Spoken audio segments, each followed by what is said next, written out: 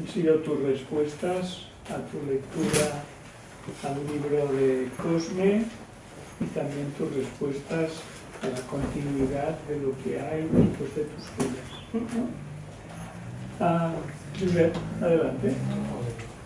Pues muchas gracias por haberme invitado, a los organizadores, a la UOC, a la Biblioteca del Campo Freudiano, y sobre todo muchas gracias, Cosme, por haber escrito este libro, que yo estoy de acuerdo con Susana en que realmente merece la pena que os hagáis con él. Yo lo tengo subrayado por todas partes, no sé si es de los escritores a los cuales les molesta que subrayen sus libros, pero vamos, lo tengo en dos colores.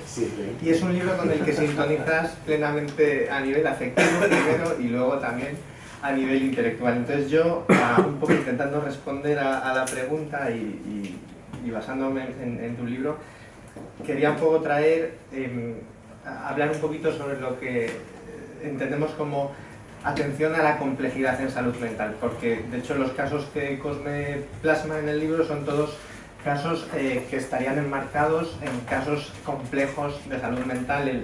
Son principalmente personas con problemáticas en relación a la psicosis, pero esto viene muy bien porque podemos hablar un poco de hacia dónde van los modelos de atención, ¿no? Y de dónde venimos y a dónde podemos ir, ¿no?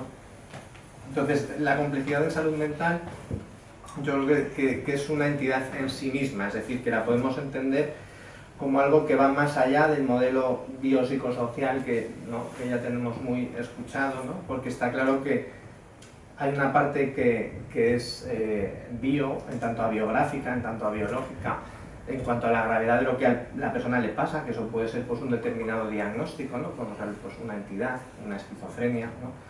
Pero luego hay un contexto, sin duda, que es un contexto social, que en los casos complejos, como los que Cosme nos narra en este libro, ¿no?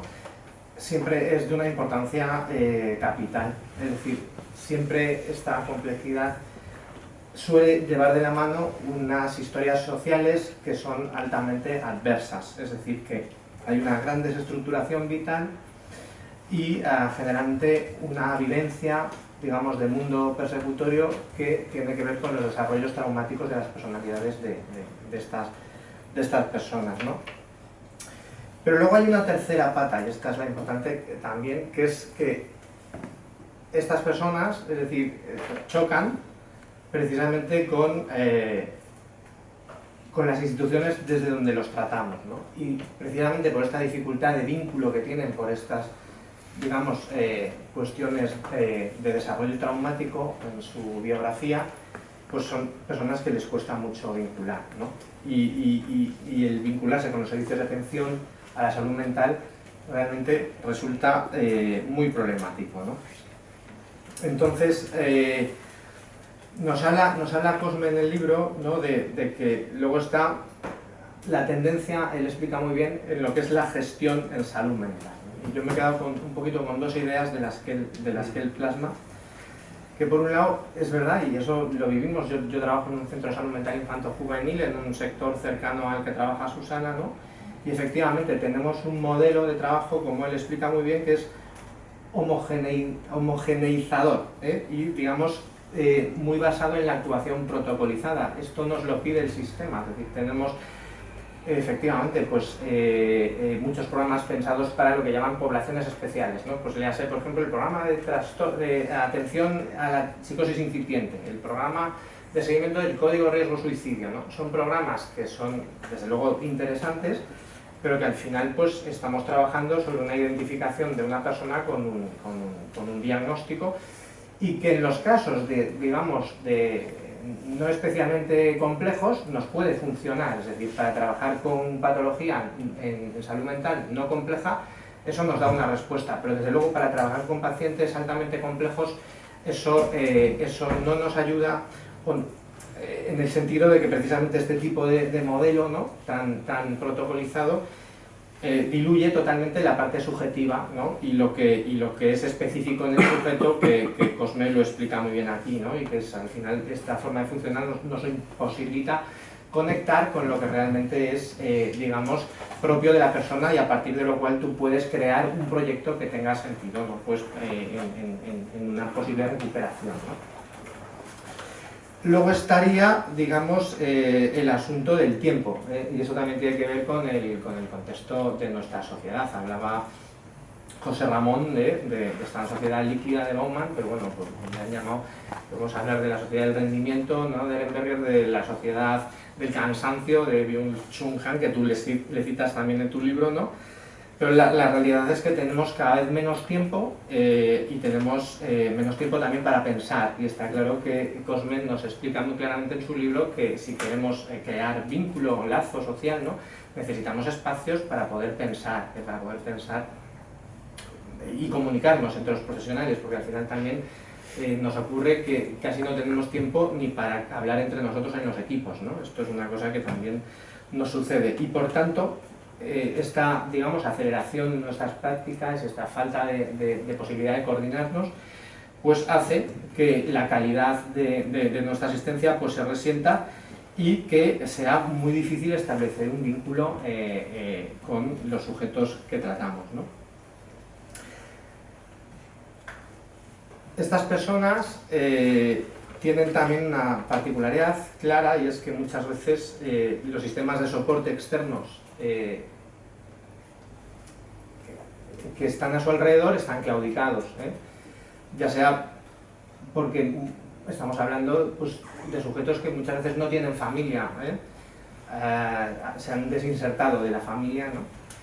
Pero el sistema de atención que somos nosotros muchas veces también estamos claudicados, ¿no? Porque al final son personas que evidentemente pues, nos generan una gran ansiedad. Esto Cosme también lo habla muy bien, ¿no? Y entonces esta situación de ansiedad al terapeuta, ¿no?, desde el ámbito que sea, ¿no?, desde la salud mental, digamos clínica en mi caso, la educación desde el vuestro, ¿no?, pues nos lleva muchas veces a tres posibilidades de actuación que tiene que ver un poquito con lo que a los médicos nos gusta un poco hablar de los sistemas de lucha-huida, ¿no? Entonces yo, ante una situación de ansiedad, tengo tres formas de reaccionar, pero siempre al final estoy reaccionando, ¿no? Una de ellas es hacer, digamos, una actuación digamos, de lucha, es decir, de hiperactuar. Vamos añadiendo, pues, es la multiintervención, ¿no? Es decir, pues yo, y esto nos explica también Cosme en el libro, ¿no?, voy a dar este tipo de recurso, el otro, al final sumando cosas que al final al paciente lo confunden, ¿no? Otra forma es quedarme inhibido, ¿no? Es un poquito lo que será el freezing, ¿no? Yo me quedo inhibido un poco con la fantasía de que, bueno, esto ya cambiará, ¿no? Y puede ocurrir que a lo mejor el paciente deje de venir a la consulta y yo al final pues me acabaré olvidando, ¿no? Pero ahí pues ha sucedido algo, ¿no? Y yo pues no me he enterado, ¿no?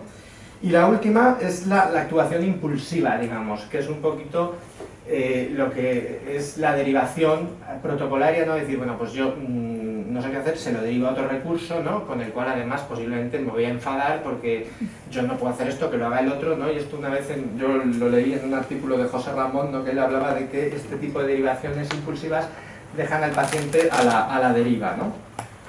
Con lo cual,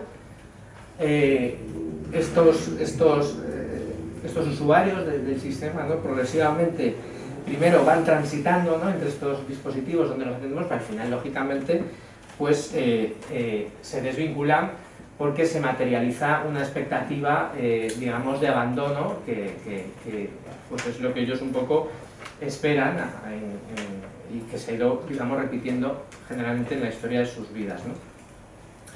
Entonces, ¿cómo ha ido evolucionando digamos, la tendencia un poco al tratamiento de la complejidad en salud mental? Pues han hablado aquí ya mis compañeros, inicialmente, y hace más de 100 años ya, ¿no?, de la institución total, hospitalocéntrica, ¿no?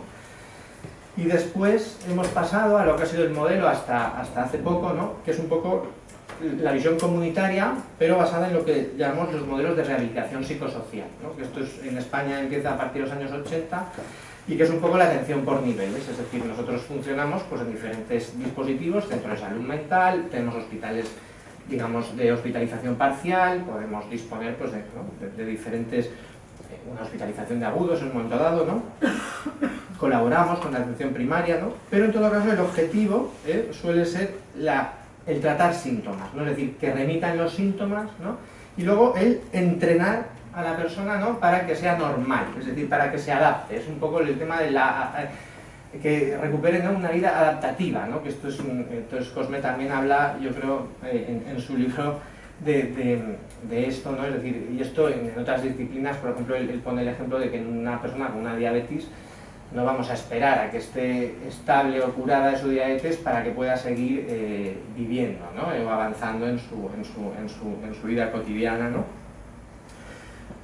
Con lo cual, un poquito la idea es, primero estabilizamos y luego ya pues damos otras herramientas, ¿no? Claro, esto al final se ha demostrado que tampoco sirve de nada, ¿no? Porque al final es un poco en casos complejos, estamos hablando siempre.